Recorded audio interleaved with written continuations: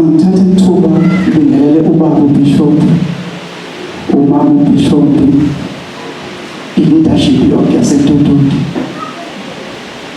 omama, obaba, worship team, abantwana abancane, abafowethu nodadewethu egameni lenkosi. Amen. Sanibonani bazalwane.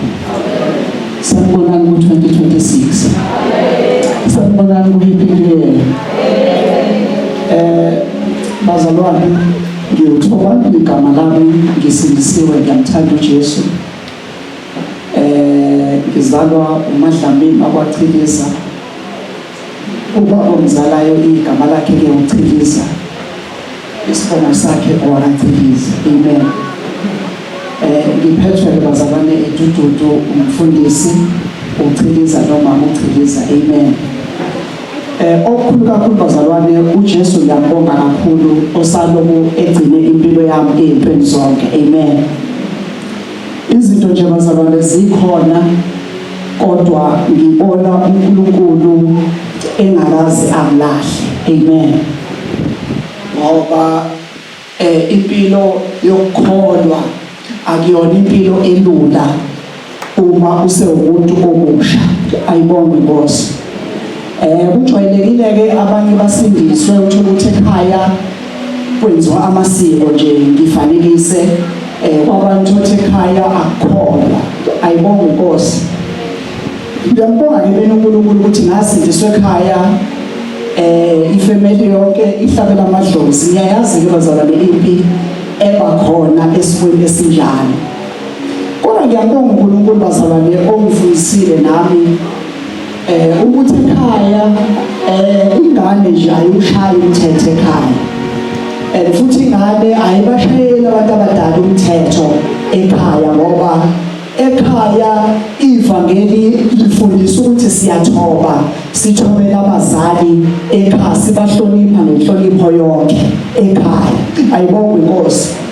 Now ekhaya futhi kufuneka ukukhumbula ukuthi akukhona kwakho kodwa kuyini. Ayibonge Nkosi. Ngoba ngeke phela esibayeni esodwa kube khona izimbuzi ezimbili. Ayibonge Nkosi. So ke lasekhaya kunjalo ke bazalwane, indlela mina bazalwane ngakhula kushunyelwa ukuthiwa uma ngabe umama nje ungakholwa noma umama okholwayo indoda ingakholwa. Kwaku ogogo balapha engangikhoza khona babejwayele ukuthi utshwala benze kodwa ubenze uthandaza. Ayibonge Nkosi. Kunobaba emazi nonke kuthiwa ngubaba uTH Baloyi. Ubaba uBaloyi ngelinye ilanga efakaza wabe wathema wedakwa ehlaya umkakhe kabi kabi mayesedlile. Ayibonge Nkosi. Kodwa lithi one day wakwathe phuma yakhona endaweni yakhe yokucima ukoma, wathi uyafika uyaphuza bangamdaka, waphindwa ukuphuza bangamenzi lutho, wathe buyele ekhaya wafica umkakhe ethandaza. Ayibonge Nkosi. Namhlanje lo baba umshumayeli owaziwayo. Bazalwane senhlala phansi, iBhayibheli ithi encwadini yaMahubo 137, ngiyacela bazalwane kulesikhashana nje sincane incwadi yaMahubo 137, sizoyifunda nje kuphela bese ngihlala phansi.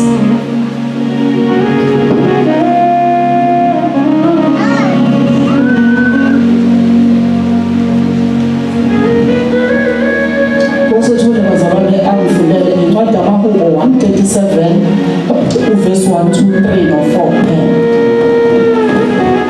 137 verse 1, 2, 3 no 4. Amahubo.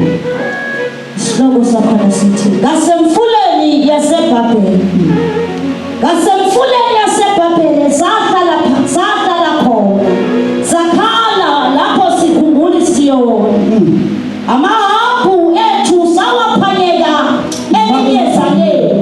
iBhayibheli lithi lapho ngasemfuleni yaseBhabheli sahlala khona sakhala. Yeah. Lapho sikhumbula iSiyoni. Okay, sikhumbula iSiyoni. Amahabhu ethu sawaphanyeka. Okay, kuthiwa lapho Amahabhu ethu sawaphanyeka. kuthiwa bazalwane amahabhu ethu sawaphanyeka. Yeah. Eminyezaneni. Siwaphanyeka eminyezaneni. Ephakathi kwabo. Ngamanye amagama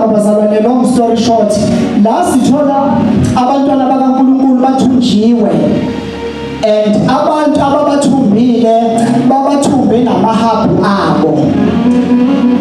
Angiphinde futhi la sithola abantwana bakaNkulunkulu, hayi bakaSathane, bakaNkulunkulu bathunjiwe. Naw ngesikhathi bethunjiwe abathunjwanga kodwa, abantu ababebathumba bafike bababamba bephethe amahabhu abo, babathumba nawo amahabhu abo. Ngamanye amagama amahabhu akasalanga ngaphandle, kodwa ngesikhathi bethunjwa babanjwa namahabhu abo bonke, bathunjwa kanye namahabhu abo. Ayibonge Nkosi. Ngokuba basithumbileyo bacela ukuba sihlabelele igama. Kusuka-ke labantu ababathumbile base babacela ukuthi abahlabelele igama. Nabahluphi bethu bafuna injabulo bethi sihlabeleleleni elinye lamagama eSiyoni. Ngamanye amagama sekune-complaint ethi la abathunjwe khona sebecelwa yilabantu ababathumbile ukuthi ake sihlabelelele phela elinye lamagama elaniwahlabelela. Kujwayelekile baba ubishop noma umbishop sengihlala phansi uthola ukuthi njalo ufika ukhuza abazalwane beyakhuzwa bekhuzwa ngento sebekhuziwe ngayo. Abanye besibathembile ukuthi bayibaholi phakathi kwabazalwane, nabo lento esikhuzwa kubazalwane seyikhuzwa bona bebadala. Ingenxa yokuthi nakuba sikhona sonke sikhonza e-International Revival Ministries, iqiniso elimsulwa lithi khona phakathi kwethu kunabantu abathunjwe bephakathi kwethu bephethe amahabhu.